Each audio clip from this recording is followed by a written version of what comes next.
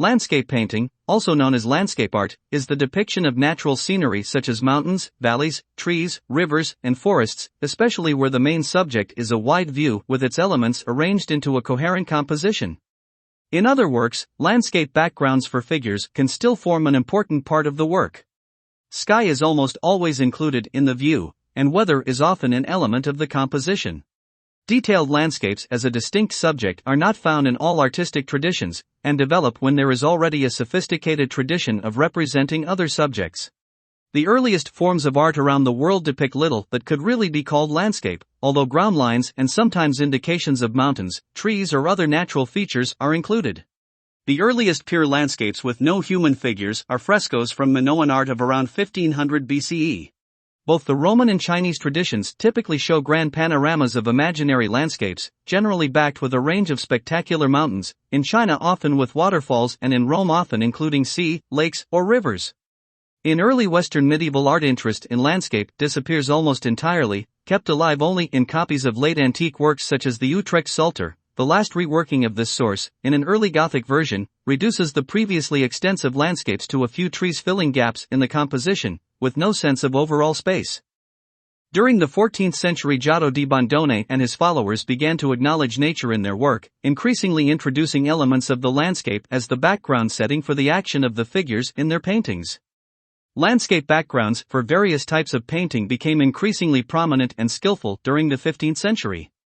The period around the end of the 15th century saw pure landscape drawings and watercolors from Leonardo da Vinci, Albrecht Dürer, Fra Bartolomeo and others, but pure landscape subjects in painting and printmaking, still small, were first produced by Albrecht Altdorfer and others of the German Danube school in the early 16th century.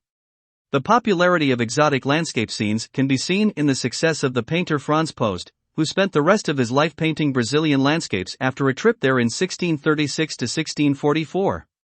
Other painters who never crossed the Alps could make money selling Rhineland landscapes, and still others for constructing fantasy scenes for a particular commission, such as Cornelis de Man's view of Smeerenberg in 1639.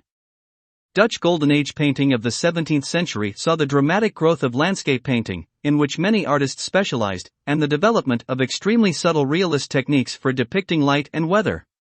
There are different styles and periods, and subgenres of marine and animal painting, as well as a distinct style of Italianate landscape. Most Dutch landscapes were relatively small, but landscapes in Flemish Baroque painting, still usually peopled, were often very large, above all in the series of works that Peter Paul Rubens painted for his own houses.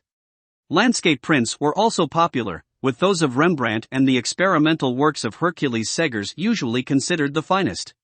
In the United States, the Hudson River School, prominent in the middle to late 19th century, is probably the best-known native development in landscape art.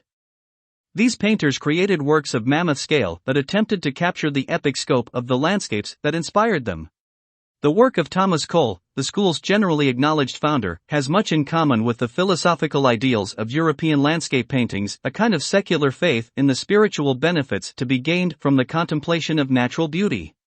Some of the later Hudson River School artists, such as Albert Bierstadt, created less comforting works that placed a greater emphasis on the raw, even terrifying power of nature. So I hope you enjoyed the video so far. See you in the next one. Don't forget to like and subscribe our channel.